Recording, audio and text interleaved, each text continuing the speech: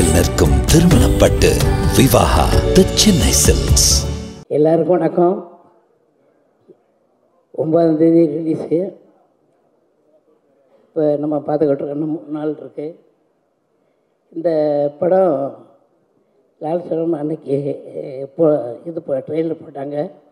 அன்றைக்கி வந்திருப்பேன். அன்றைக்கி சாயங்காலம் வந்தால் நம்ம இளையராஜா மகள் இறந்து விட்டாங்க. அங்கே போயிட்டேன், மன்னிக்கணும். இந்த படத்தில் ஐஸ்வர்யா ரஜினிகாந்த் அவர்கள் டைரக்ஷன் பண்ணியிருக்காங்க. நல்ல கதை, அருமையான கதை கொடுத்துருக்காங்க. இங்கே இந்த கதையில் என்னென்னா, இந்த கதை சொல்லும்போது எனக்கு ரொம்ப ஃபீலிங்காக வந்துடுச்சு. இந்த மாதிரி சொல்லும்போது இப்படி இந்த கதையில் என்ன எப்படி நடித்தோம் அப்படின்னு எனக்கு இன்னும் தெரியலை. ஆமாம், அதே மாதிரி இங்கே அத்தனை டெக்னீஷியனும் அருமையாக இதுக்கு ஒத்துழைச்சாங்க. இங்கே வந்திருக்கும் நம்ம பத்திரிகை நண்பர்களுக்கும் ஊடகங்களுக்கும் எனது மனமார்ந்த நன்றி.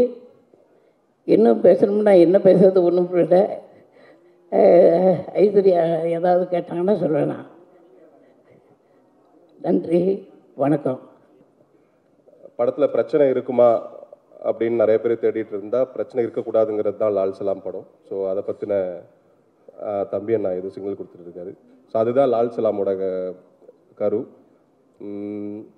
படத்தை பற்றி படம் முடிச்சுட்டு நீங்கள் பார்த்து சொல்கிற ரிவ்யூ ரொம்ப ஆழமாக அழுத்தமாக நீங்களே ரொம்ப உண்மையான கருத்து சொல்லுவீங்க. அதில் எந்த சந்தேகமும் இல்லை. ஐஸ்வர்யா மேம்க்கு ரொம்ப நன்றி இந்த மாதிரி ஒரு வாய்ப்பு கொடுத்ததுக்கு. And writer, cinematographer Vishnu brother and Vishnu Vishal brother and Vikranth brother, Thangadurai அவர்கள், முனா ரமேஷ் அண்ணா, தம்பி அண்ணா, செந்திலையா, இவங்க எல்லாருக்கூடையும் நடித்தது மிகப்பெரிய பாக்கியம். ரொம்ப சந்தோஷமாக இருக்குது இந்த தருணம்.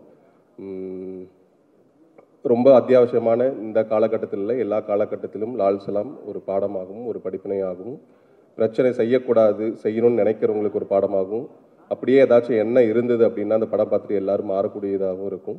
இந்த நேரத்தில் இல்லை, எல்லா காலகட்டத்திலும் ரொம்ப முக்கியமான ஒரு படம் லால் சலாம். சுபாஸ்கரன் சார் அவர்களுக்கும், GK தமிழ்குமரன் சார் அவர்களுக்கும், and red Jain, Shenbagamoorthy sir, எல்லாருக்கும் இந்த படத்தில் உழைத்த அனைவருக்கும் என்னுடைய மனமார்ந்த நன்றி. நன்றி.